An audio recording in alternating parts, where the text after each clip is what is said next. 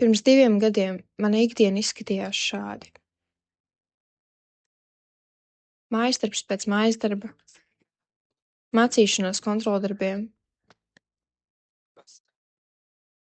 Mani mocīja sajūta, ka mana dzīve nav pilnīga.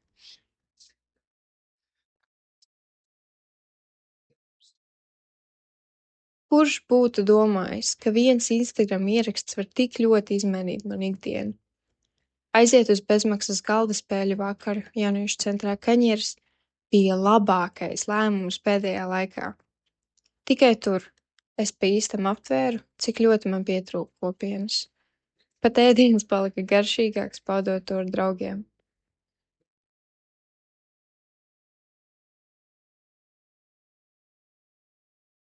Šo 2 gadu laikā es esmu piedalījusies Erasmusā, brīvprātīgajā darbā, pat pieteicos pašpārvaldei. Daži teiktu, ka es izmantoju visas iespējas.